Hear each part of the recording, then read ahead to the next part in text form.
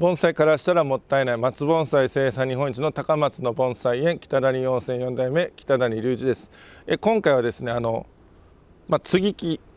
を題材にやっていこうかなと思います。目の前にねこれ寿とね五葉松置いてるんですけど、これ両方とも継いで作られてるんですね。はい。でそのやり方を今日やっていくんですけど、その前にちょっとだけお時間ください。今無料のメールマガジンやっております。定期的に YouTube でやった内容とかいろいろね、それを活字に起こしてメールにして専用の動画もあったりして見れるようになってますんで、概要欄のね無料のメールマガジンをクリックしてアドレス登録するだけでいけるんで、もしよかったらそっちを見てみてください。はい、では本題に戻ります。これ継いでここまでなってるんですけども、これ寿の継ぎ目がちょうどこの辺ですね。はい。もともとは黒松だったところに寿一目だけ継いで、今もう 7,8 年ですかね、ここまでいっぱい増えました。はい。こちらは僕が継いだんではないんですけど、ここが黒松と五葉松の境目で、おそらくこれはですね黒松の苗木のてっぺんにね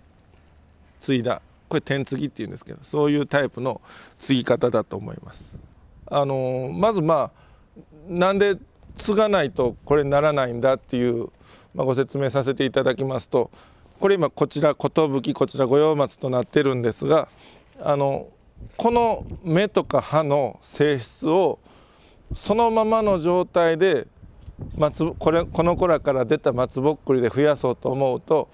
結構無理な場合が多いんですね。なんでかと言いますと松ぼっくりで出た種をまいても全く同じ葉性にならないことの方が多いです。同じようになる場合もあるんですけど、はい、それは厳密に言うとやっぱ違う種類になるんですね、種からだと。でこういう芽をね一つ取って他の大体黒松なんですが、黒松に継いでやれば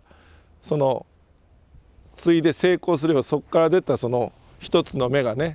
一つが二つになり二つが四つになりって増えていくんですけど、それでだんだんこうなるんですけどね、そうやれば全く同じ性質の、種類のものが手に入ると。ただここ継ぎ目なんですけど、継ぎ目から下は黒松なんですね。だんだんこれ五葉松だったら五葉松っぽくなってくるんですけど、だからこの継いでるところはちょっと不自然な感じはするんですけど、上の品種としてはそういうものになるっていう、そこの良さはありますね。またねそういう継ぎ目がどうしても嫌いう方はね、これまた確率ものすごい低いんですけど、枝を切って細かい砂っていうか用土、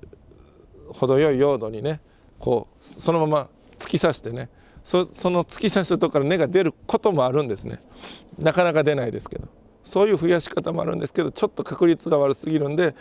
かなり高確率で同じ品種増やするのがこの辺りのやり方、はい、それを今日やっていこうかなと思います。はい。でどうやってやっていくかなんですけども、こういうね黒松の苗木で、これにちょっと今回五葉松継いでみるんですけど、こっち僕はさっきね畑でうちの畑五葉松いっぱいあるんで、そこから切って取ってきた継ぎ穂用ですね。はい。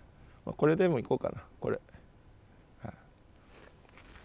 これを継いで、この丸ごとじゃないですけど継いで、この今黒松として育ってるのをこの辺について、ここから五葉松のね五葉松として生きてってもらおうかなと、そういう感じですね。でこの作業入る前に、時期のお話もちょっとだけ付け加えさせていただきますと、この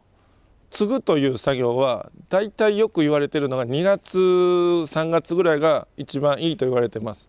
もしかしたら他の時期でもできるんかもわからんですけど、この僕の住んでる高松の辺りはね継ぐ人めちゃくちゃ達人の方いっぱいおられるんで、その方々が2月がえ3月がえと言われてるんで、多分そこが一応正解なんだろうとは思いますけど、僕はそっちの方はあまりすごくやってるわけではないんで、その人たちのお言葉を借りてやってます。はい、その時期の継ぎ穂がねすごくいいらしいんです、この芽の状態が。はい、じゃあこれ早速ね、まずはねこれちょっと置いときまして、苗木置いといて、この継ぎ穂の方の準備をしていきますね。でこの今何個も芽がついてる大きい状態で継ごうと思うと少し、確率が悪いと思うんですね。大きすぎて、あんまり大きすぎるのもあれなんで、どれにしようかな。1個これぐらいでいってみようかな。この真ん中のちょっと大きい子、こっちはもうなしで。でこれも今葉っぱいっぱいついてるんですけど、これ葉っぱ取ります。ハサミで切ろうか。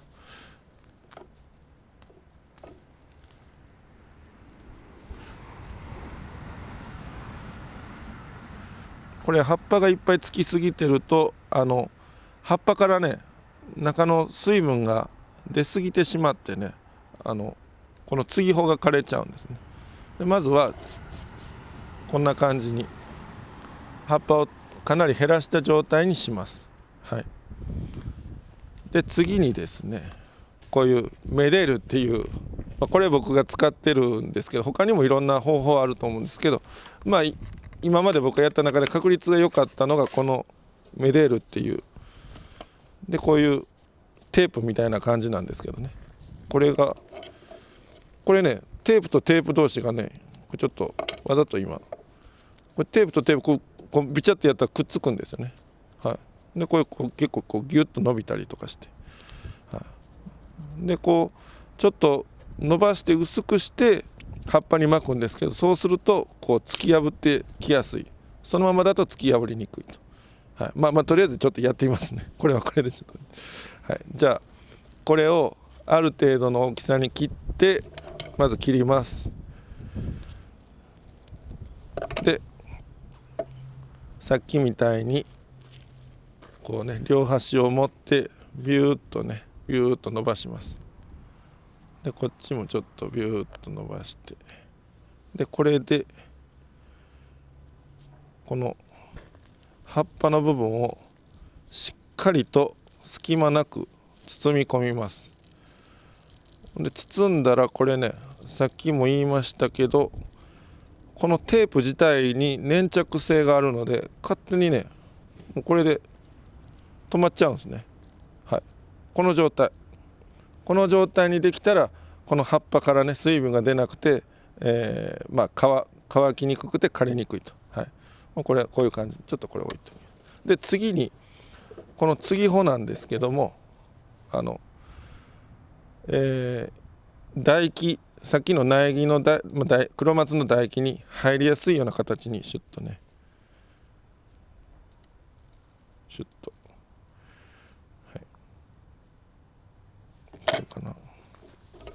ちょっと先これね、うまい人はめっちゃうまいんですけど、ちょっとこれ綺麗なんだ。もうちょっといこうか。シュッとしてこの先のささくれがね綺麗に、これできた。こんな感じ。ゆるい角度とちょっと急角度でチュッとするぐらいでね、はい、でここに間にホコリが入ったらいけないので、ほんまはちょっと綺麗に置いとかないといけないですけど、こっちの唾液をねちゃんと告げるようにするんですが、こっちもツルツルにしといてね、でもうこれね多分上こんだけ長いのついてたらね栄養がこっちに取られるんで、もうこの辺で切っときます。はい、ある程度この上もね弱らしとかないと栄養全部こっちに取られてね、こっちついた子に行かない可能性があるんで、はい、でどんどんついでいきますね。で継ぎたい場所に切り込みを、ちょっとこれが邪魔だな。ちょっとごめんなさいね。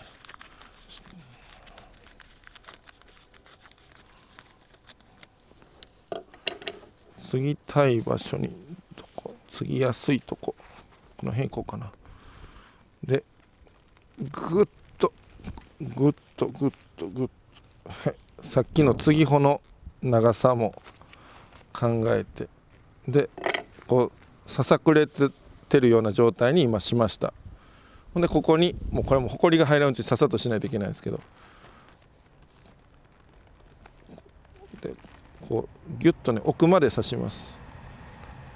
ナイフが入った一番ね一番奥の方にこの継ぎ穂の切っ先がしっかり入るように、はい、で木のね皮の内側に形成層っていうところがあるんですね。形を作る層、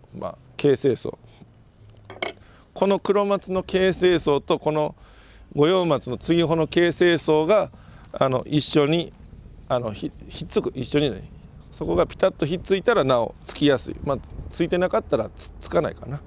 ひょっとつく時もあるかもしれない。で今このちゃんと刺さりました。とりあえずね。で奥まで刺しました。でこの状態ではこうむき出しなんでやっぱ守ってやらなくちゃいけないっていうんで、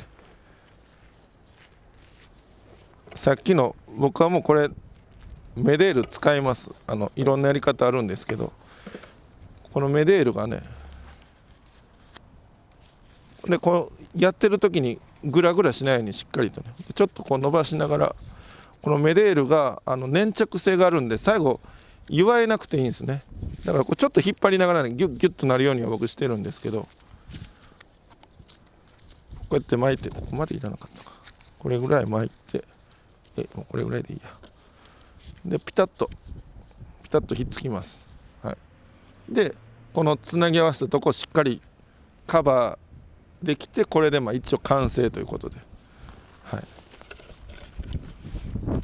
葉っぱもしっかりくるんで、このつなぎ目もしっかりこうテープで巻いてね、で上にあんまり栄養いかないようにちょっとわざと切って、だったらこっちの芽の方にも栄養がいってこれつきます。はい、でこれが何年もしたらこんな風になりますよっていうねはい、これちょっとだけね今回の継ぎ方と違うんですけど、結果は似たような感じになると思います。はい、この一芽がね徐々に十何年育てたらこういう風になっていくと思ったらね、面白くないですか。黒松ですからね、この大きい方はね、黒松が五葉松になるという、はい、こんな感じになりますよと。寿もさっきご説明しましたけど、あれもどんなんでも一緒です。だからこの芽の方がこうわざわざ継ぐんですから、この芽はねすごくいい品種であった方が当然ねわざわざ買えるんですから、黒松からね。だからこれいい品種だな、これ増やしたいなと思ったらこれでやればどんどん量産できます。増やすことができるんで、はい、そんな感じでね、この苗木なんかもう 3,4 年のもんなんで、こういう感じで増やしていけば皆さんかなりお得に新しい盆栽が手に入るんじゃないですかねという、そんな説明もあってという感じですね。はい、じゃあ本日この黒松が違う樹種に変わりますよと。で今回五葉松でやってみましたということで、ごめんなさい、最後にこれが本当に接ぎ木が成功したかどうかはだいたいこれ2月とか3月にやるんですけど、5月ぐらいにはもう結果が分かります。でもし失敗してたら早いうちに結果が分かる場合もありますね。継ぎ方失敗してたらこれどんどん枯れる方向に行くんで、2月涼しいですけど1ヶ月以内には枯れたら分かりますね。でもついたかどうかはね意外とね分からない場合が多くて、絶対成功だって言えるのは5月ぐらいかなと。はい、そんな感じで目安であとね継いだ後の判断してもらったらなと思います。はい、本日は以上です。盆栽からしたらもったいない北谷養成4代目北谷隆一でした。チャンネル登録高評価メールマガジンもよろしくお願いします。